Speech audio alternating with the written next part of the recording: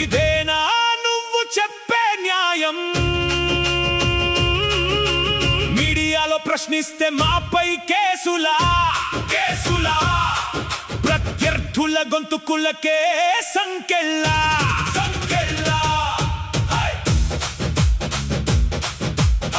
Post పెడితే కేసులంటావు, ప్రశ్నిస్తే శిక్షలంటావు. ఇంటిపై దాడి చేయించి చట్టం నుంచి తప్పించుకో చూస్తావు. అధికారం నీకు అండగా ఉంటే, వేల కోట్ల సంపద నీకుంటే, చట్టం నీ చుట్టమవుతుందా? న్యాయం నీ దరి చేరుతుందా? న్యాయం నీ దరి చేరుతుందా?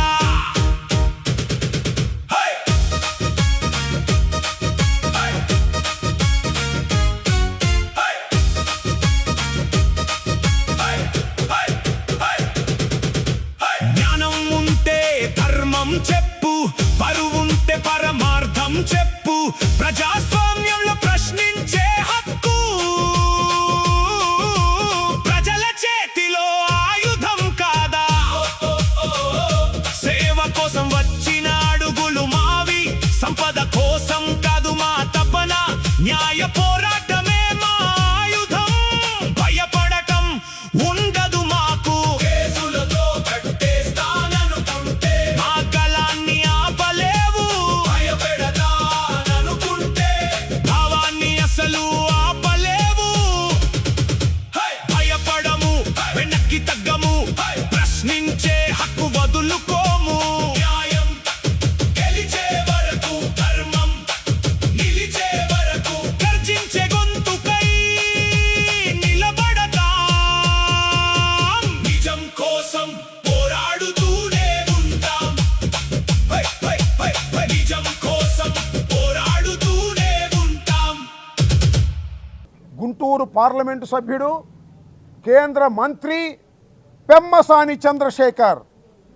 ఎందుకు అంటున్నానంటే మీ అందరూ కూడా ఆలోచించండి.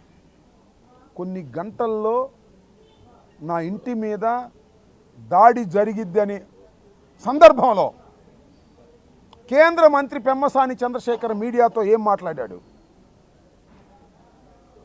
24 గంటల్లో అంబటి రాంబాబుకు సినిమా చూపిస్తాను అని చెప్పాడంటే కుట్రకు అక్కడే కదా ఆజ్యం పడింది. ఆయన అన్న తర్వాత మీటింగులు వేసుకొని నా ఇంటి మీద దాడి చేశారు. ఎలా తప్పుకుంటావు పెమ్మసాని చంద్రశేఖర్ గారు? మీరు గౌరవనీయ కేంద్ర మంత్రి గారు, గౌరవనీయమైన పార్లమెంటు సభ్యులు గారు, బాగా క్యాష్ ఉంటే తప్పుకుంటారు అనుకుంటున్నారా? అమెరికాలో 1000 కోట్లు సంపాదిస్తే తప్పించుకుంటానంటారా? నాకు మీరు సినిమా చూపించారు. మీకు భారతదేశంలో చట్టాలు ఎలా ఉంటాయో చూపిస్తా రాబోయే కాలంలో. గుర్తుపెట్టుకో పెమ్మసాని చంద్రశేఖర్. నువ్వు అమెరికాలో ఉండొచ్చు, అమెరికాలో లక్షల కోట్లు సంపాదించవచ్చు, ఇక్కడికి వచ్చి డబ్బు ఉపయోగించి పార్లమెంటు సభ్యుడు కావచ్చు, ఇక్కడ డబ్బు ఉపయోగించి కేంద్ర మంత్రి కావచ్చు. కానీ చట్టం, భారతదేశంలో చట్టం ఎంత పదునైందో నువ్వు ధనికుడివైనా, మంత్రివైనా, చంద్రబాబుకు సన్నిహితమైన అమెరికాలో నివసిస్తున్న చట్టం పదునేంటో రాబోయే కాలంలో పెమ్మసాని చంద్రశేఖర్ నీకు చూపించి తీరుతామని కూడా ఈ సందర్భంగా చెప్పదలుచుకున్న. వదిలే ప్రశ్నే లేదు. ఏదో చిన్న చిన్న వాళ్ళతో డబ్బులు ఇప్పించిన మీద ఈ కేకలు వేపిస్తున్నావు, వేయించుకో, ఐ డోంట్ కేర్. కానీ జరిగింది అన్యాయం. పెమ్మసాని చంద్రశేఖర్ సినిమా చూపిస్తానన్నావు, దాడి చేశావు, కార్లు పగలగొట్టించావు, ఫర్నిచర్ పగలగొట్టించావు, నా కుటుంబ సభ్యుల్ని అవమానపరిచావు, నాతో పాటు ఉన్నటువంటి మహిళల్ని అవమానపరిచావు, పెట్రోల్ బాంబులు వేశారు. ఇంత దారుణం ఎవరు చేయరు, నువ్వు తప్ప.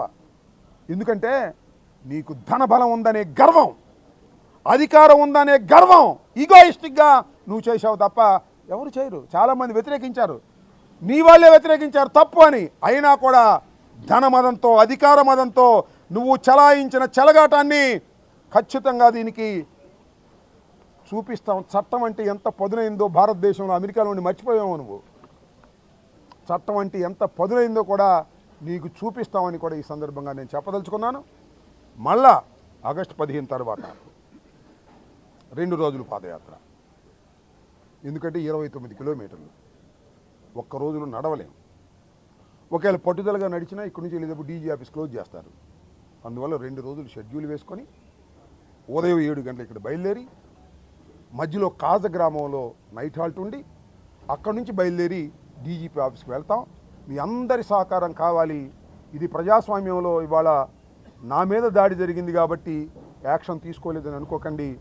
ఎవరి మీద జరిగినా ధనవంతులు, అధికారంలో ఉన్నవాళ్ళు మేనేజ్ చేస్తారు కాబట్టి ఆ మేనేజ్మెంట్కి నేనేం సినిమాలు పనిమాలు నేను చూపించలేనయ్యా. సినిమాలు నేను చట్టం పదునేంటో చూపిస్తా. అమెరికాలో నివసించి, ఇందాక చెప్పా, అమెరికాలో నివసించి లక్షల కోట్లు గడించి ఇక్కడ ధన మదంతో పార్లమెంటు సభ్యుడయ్యి కేంద్ర మంత్రి అయితే చట్టం తన పని తాను చేయకోకుండా అడ్డం పడుతుంటే చట్టం పదునేంటో పెమ్మసానికి చూపిస్తా. సినిమాలు పనిమాలు చూపించడం మా వల్ల కాదు. ఆయనే సినిమాలు చూపిస్తాడు. ఆ సినిమా ఎలా చూపించాడో చూసాం మనం. ఆ సినిమాలో నేను ఇంతకుముందు చెప్పా, ఎవడు హీరోనో ఎవడు విలనో అర్థమైపోయింది. వాళ్ళు విలన్గా ఉండి సినిమా చూపించారు దానిలో, అంతే కదా. పెమ్మసానికి చట్టం పదునేంటో అంబటి రాంబాబు రాబోయే కాలంలో చూపిస్తాడు. రాసుకోండి, చట్టం పదునేంటో చూపిస్తా. డబ్బు ఉండొచ్చు, 1000 కోట్లు ఉండొచ్చు, కేంద్ర మంత్రి కావచ్చు, అయినా చట్టం ముందు అందరూ సమానులే అనేది పెమ్మసానిని చట్టం ముందు నుంచోబెట్టి చూపిస్తా. అదే నా పట్టుదల, అదే నా హృదయ ఘోష.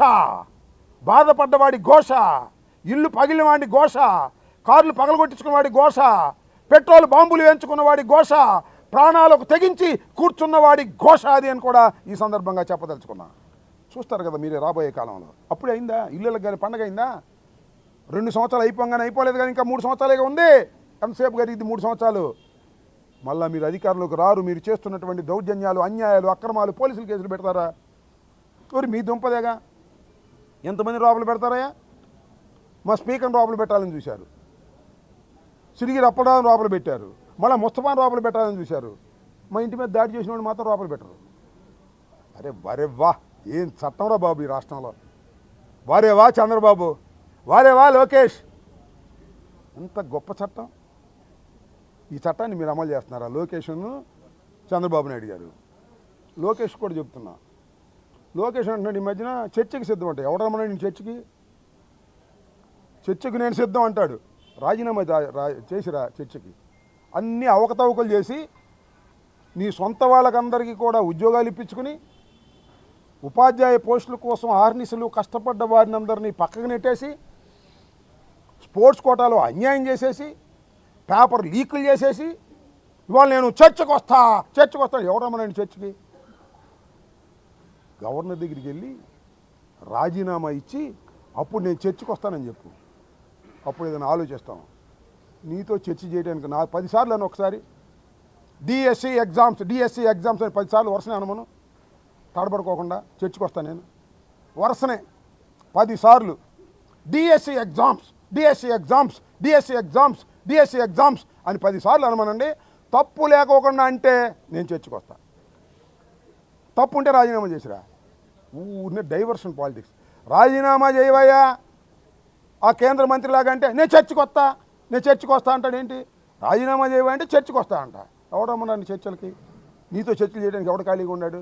అన్ని అవకతవకలు చేసి డైవర్స్ చేసేటటువంటి కార్యక్రమాలు పాపం లోకేష్ బాబు చేస్తాడు. ఇవన్నీ కొత్త బ్యాచ్లు కదా. లోకేష్ బాబు, పెమ్మసాని బాబు కొత్తగా వచ్చారు కదా, మొదటిసారి గెలిచారు కదా, డబ్బులు బాగా సంపాదించారు కదా, భూమి మీద ఆగటలా. వీళ్ళందరికీ గుణపాఠం రాబోయే కాలంలో తప్పనిసరిగా ప్రజలు నేర్పుతారు గుణపాఠాలు. కొత్త విషయం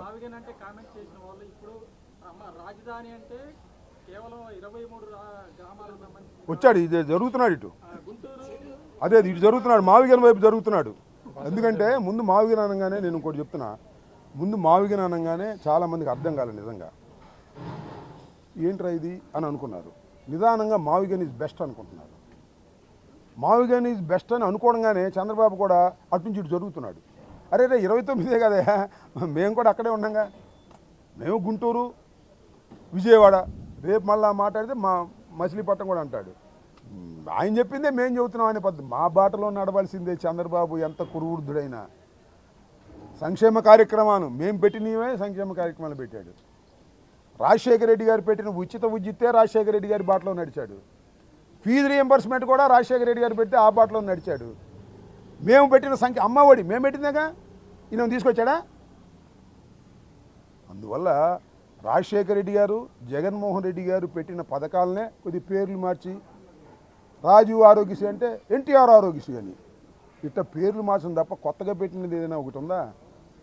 ఇవాళ మావిగానే అంటే మాది మావిగానేగా అనే దశకు వచ్చాడు. అట్లా చంద్రబాబు నాయుడు గారు ఎంత అనుభవశాలని పేరు తెచ్చుకున్నా ఆయన యువకుడైనటువంటి జగన్మోహన్ రెడ్డి గారి విధానాన్నే ఫాలో అవ్వారు, భవిష్యత్తులో కూడా అవుతారు. చూడండి మీరే. ఓకే.